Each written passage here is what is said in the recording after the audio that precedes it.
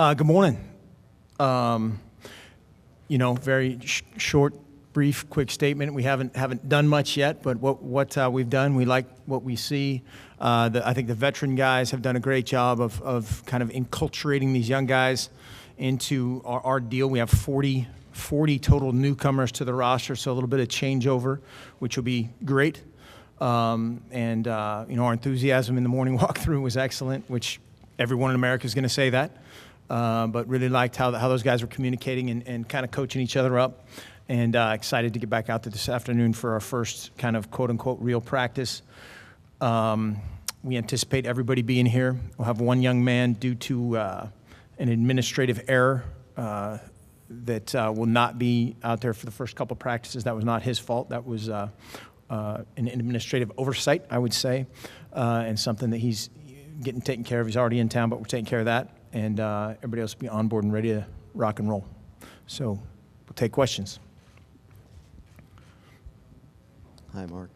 Hi, Gary. Mark, you mentioned the 40 newcomers, and even though you have a veteran quarterback coming back, EFO in the secondary, a lot of key players returning, do you go into this year really every year with still an unknown factor when it comes to the Ducks and how things will materialize in the fall? Absolutely, and Gary, that's something we try to do no matter how many returners are back. And it is funny when you look, especially offensively, since you brought that up, our color coordination on our depth chart it's unbelievably young, and that's exciting. That's a good thing. And we're sitting there the other day kind of going through things, and when you look at all of the young depth, the young talent, it's exciting. It's unproven, but it's exciting, and I don't think we've been this deep, certainly at receiver, in a long, long time. Now, right now, their names on a board and guys that we think are going to be good, and now we just go out and compete. And the same is true for the offensive line, where you have a lot of guys that maybe have played. There's nobody etched in granite up there. Those guys have to go out and compete every day. Same with DB, D-line. But we just want to push these guys as much as we can and see where they land.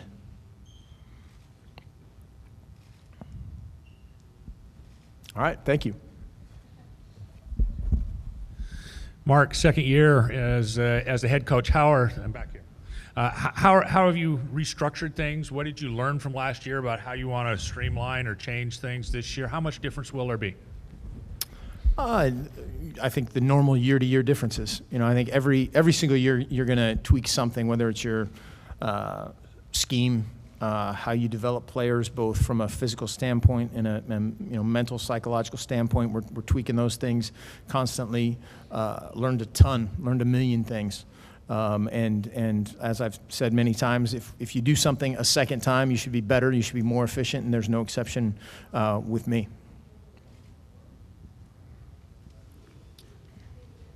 You had mentioned in the spring that the new summertime, you guys were able to kind of look over some practice a little bit more than in the past. Did that yield any results that you think going into fall camp you can see a few more of the guys or anything like that? It's not the changes in the summer weren't really from a practice standpoint. Now, there's some rumor that some schools have done that, which is illegal. But you can basically what you could do is take roll. In the past, everything in the summer was voluntary, and so you could walk around and go, "Was Andrew here?" But now you could say Andrew was here or Andrew wasn't here. But you couldn't do anything from a practice standpoint with a ball, with any kind of football equipment. But you could directly talk, with Rad, hey, is our players A, B, and C doing X, Y, and Z? But other than that, would there be a significant difference? I don't know. Probably not much. Excellent. What are your expectations for Thomas Tyner as he comes into his second year? To get better, to get a fuller understanding, and I think Thomas is kind of one of those guys that kind of dips his toe in the water and kind of goes, okay, I get it. Now I can cut it loose. It's very natural for him as a ball carrier. The guy's an excellent protector. He's an excellent blocker when he's totally cut loose. He just needs to have a little bit more confidence in what he's doing. Part of that is experience. The guy's a young guy and seeing things for a second, third, fourth time. He'll do nothing but get better. But, he, along with Byron Marshall, I think are two excellent all-purpose backs. They both can run, catch, block. They're smart. They're tough. And we like that combination a lot. Yeah, Coach. Right here, Mark. Clearly, you have some name players back, some veterans. Like you said, a lot of newcomers. As you look at your depth chart, can you talk about the receiver position and then the secondary position? Each of them have starters back, but as you look at your, perhaps those are some work areas for this team. Can you talk about each of those positions? Who are some players who you anticipate will rise to the occasion? That's always hard to say. I anticipate someone will rise to the occasion, and I'm not trying to duck any question. We just go out there and you try. There's a fine line between anticipating and predetermining, and we don't want to predetermine anything. It might end up that 3 tight ends end up being our greatest combination of 11 guys, or 2 tailbacks and 3. So we just kind of force feed everybody, both the young guys, the newcomers the newcomers that haven't taken a snap of any kind, or the younger guys, the returning guys from spring ball, whether it's Carrington, Devin Allen, that kind of category of guy, along with a more proven type of guy in Keenan Lowe. But then, that whole young group of tailbacks is going to introduce another dimension just of how fast it appears that they learn. Just watch them in walkthrough today. So, we don't want to predetermine anything. We're gonna force feed the heck out of all these young guys and again, just kind of see how it plays out. And then you start to pare that down once, games approach. We'll have more scheme in every phase, offense, defense, and special teams in the first week than we'll have for any game.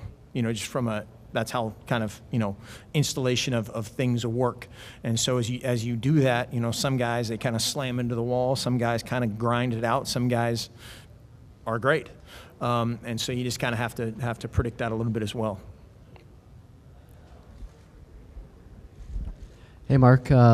You had to discipline Pharaoh Brown last year at the end, and he showed flashes before that. How did he respond this offseason, and is he ready to go for this camp? Pharaoh's been awesome. He's been awesome. That guy, and again, relative to what transpired, that guy has been great. One of my favorite moments of the spring was him texting me his GPA, texting me his computer screen of the GPA, and I talked to him in the spring about I want to stand on a podium somewhere and cry over that guy's story and tell that guy's story because he's grown up. He's still got a lot of growing up to do, and that's part of our job. And but he's been awesome. We expect big things out of him. Hey, Mark, you're talking about new guys a little bit, and one of those newer guys that's an interesting case is Jonathan Lloyd, and just how has he been making that transition from basketball to football, which he obviously hasn't played in many years?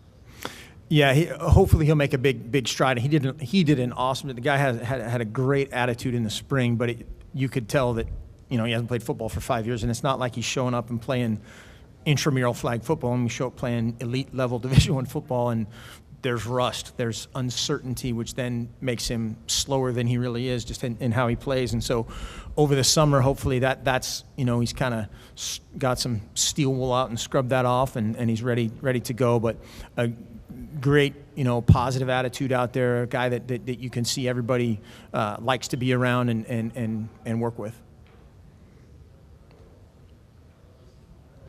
Me? Yeah, Coach, with Ifo, Grasu, and Mariota coming back, did you see, you comment on the psyche of the team, knowing not just the talent, but the idea that they wanted to come back and achieve? Has that really affected, or have you noticed the psyche of the team improving? Probably so. I haven't noticed, a total, gross improvement, but I guarantee that a second team, whatever, a third team, whatever, that was partially in kind of sat up and took notice of that. Because those guys, particularly Marcus, of what that guy turned down, everybody knows what happened there. And so if a guy's that kind of teammate, that kind of person, that guys take notice. And certainly it's I think a point of pride for our program that all those guys are back and want to leave on their terms, so to speak. Hey, Coach. kind of piggybacking on that idea, what are your thoughts on the NFL implementing a limit to underclassmen draft reports?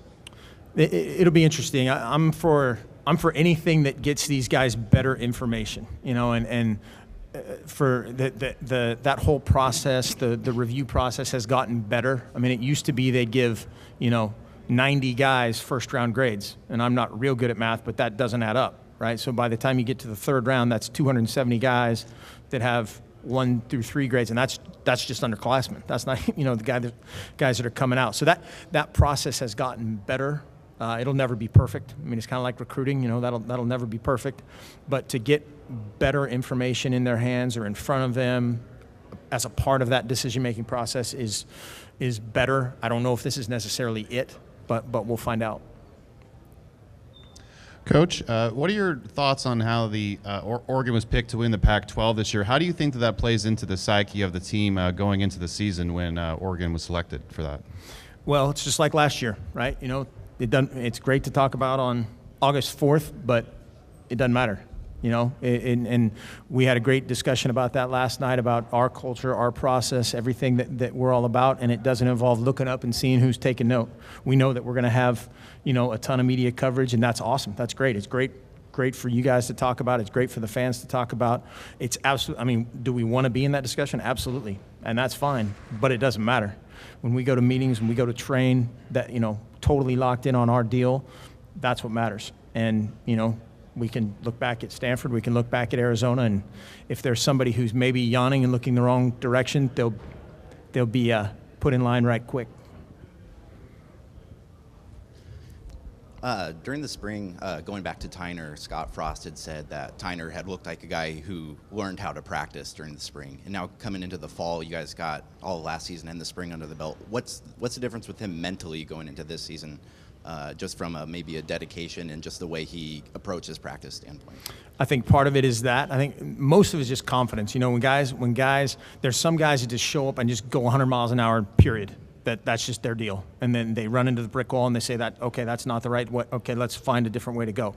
And then there's guys that kind of feel their way through it and they need total confidence to then have a maximum performance. And he's a little bit more in the second category. And that's not a bad thing. That's how he is. But he did absolutely grew up in how he worked, watching probably a guy like Marcus, watching a guy like Ifo, watching a guy like Keenan Lowe and how they practice. And then part of it's just experience. Again, the second, third, fourth, fifth time you do something, you should be better, faster, more efficient. And that's starting to happen. And that's the scary thing with that dude is he's got a ton left in him, which is exciting. Mark, it seemed like one of the themes during the spring was that the offensive and defensive lines had made an effort to get bigger and stronger. When you reviewed the spring film, did that show up? Well, definitely, yeah. We didn't have to review the spring film. You can just look at them and look at the weights, and then, yeah, we got bigger. I think for the most part, with a couple of exceptions, we maintained our athleticism, maintained the athleticism of what we need from certain positions on the O-line, certain positions on defense.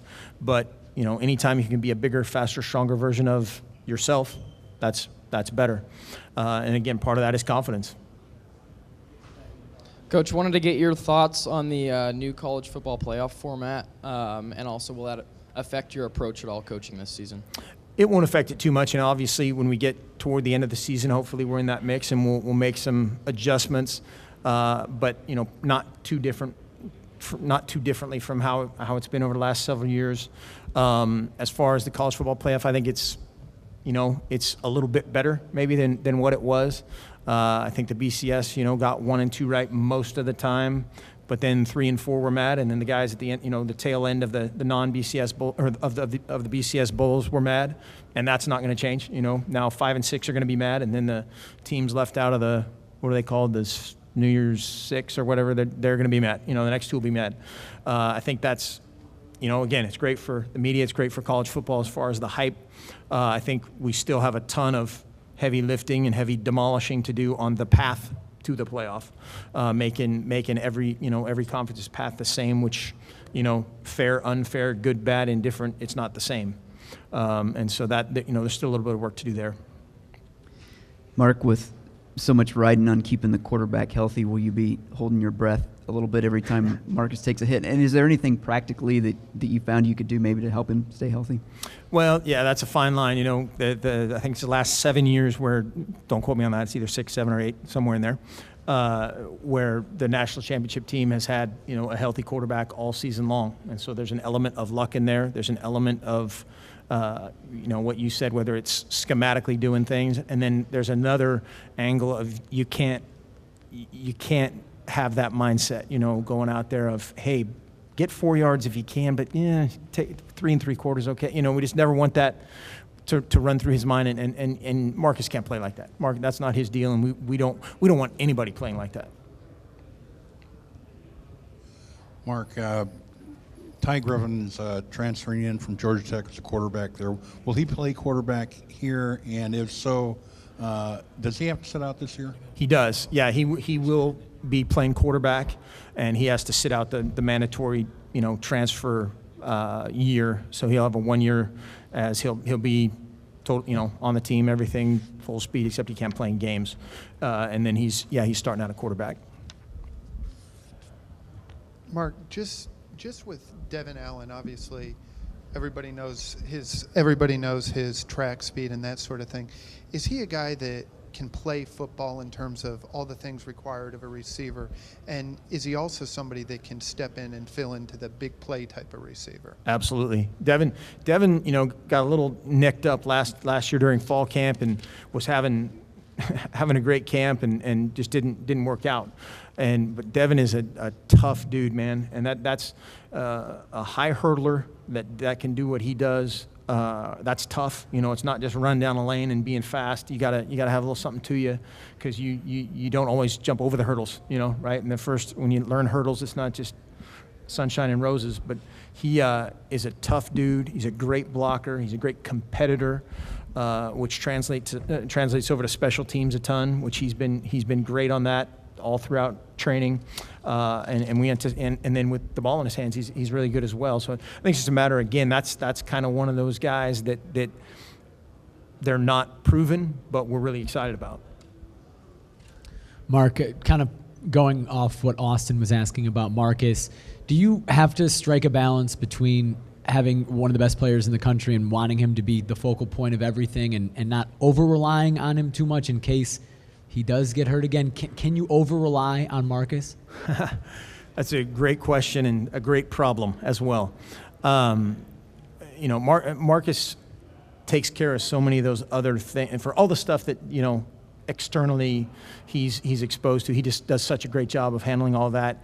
And it's, you know, it is never an issue. It is literally never an issue. The only issue with him last year is we had to adjust a couple meetings, you know, and the scheduling of meetings because of his course load, but that will not be an issue this year. But no, I don't think you're relying too heavily on, you know, your first team guy. I don't think that's really how you look at it. You're going to develop the heck out of everybody else. But I don't think it's necessarily, you don't sit around having all these doomsday scenarios. Do you plan for them? Absolutely. You know, but planning for them, the best thing you can do to plan for them is to prepare the heck out of that next guy, you know, just like he's the number one guy. And how we practice and the number of reps those guys get, I think we're probably the closest in terms of 1s to 2s to 3s in terms of getting those guys a ton of reps. Probably, you know, those guys get a lot more reps in our system than most others by a long way. Mark, for the first time in a long time, Coach Aliotti won't be around on a day-to-day basis. Can you kind of talk about something that you learned from him with your years with him, and what you implement on a day-to-day basis that you've learned from him over the years, and the way you coach and your coaching style? Anything? There's a question I did not anticipate. Lope dog. I don't know. I'd have to think about that for a second. I think his DP and him and that whole crew of guys did a great job for a lot of years and didn't get a ton of credit, kind of being overshadowed by a lot of tangible numbers offensively. But I don't know if there's not something that's jumping into my mind right now. I apologize. I'll think of something. I'll tell you later. Hi, Coach. Hey, I was just curious, looking back on your first year as head coach, how would you rate your coaching style? Do you think you were perhaps too tough, too easy, or just right? And any adjustments you plan to make this year? Too tough. There's got to be more answers. I'll take D or E. We got to get better in every phase, and that's not. Again, it's like asking questions about Chip versus me or Nick versus DP. It doesn't matter. It's who next is better. And were we perfect last year? Absolutely not. Were we miserable? Absolutely not. And as soon as you're not perfect, we're at a place where if you're not perfect, then the next row is very, very much up for debate, and that's great. Okay, for Coach. You. For you. No. Segueing off of that, you 11-2, very good season, but you want to be, you want to win every game. So, why are you optimistic that your defense and offense is going to improve from last year in order to become perfect? What are some of the areas where you are optimistic about the changes that are going to need to happen, are going to happen? Seeing our players and seeing our staff work every day. That's it. That's it. We don't sit around going, let's be perfect, right? We talk about, you need to do this better. This is the step to do this better. This is the process. This is the process. And that's it. Seeing those guys work every day, knowing the kind of talent that we have, both our coaching staff and our players. Again, as soon as you lose one game, it doesn't matter if it's on the last kick of the national championship game or losing 2 games last year, how we did. As soon as you lose one game, then everything's up for debate, and that's great. And that's fine. But as long as our guys trust our process, believe in our culture, which they've been awesome, everything else takes care of itself. Mark, with the loss of a couple linebackers, is there any update with Johnny Reagan and his eligibility for this season? Not yet. Nothing that I can talk about. There's some good and some bad in that realm, but we're not supposed to really talk about it like it's some Jason Bourne state secret. But he's another guy that we're very excited about. The young linebacking crew is a great-looking group of guys. Have had very, very positive reports across the board, whether it's academics with Rad in the strength and conditioning realm, or the veteran players and their retention and their football knowledge. So that's another group of guys that very excited to see develop.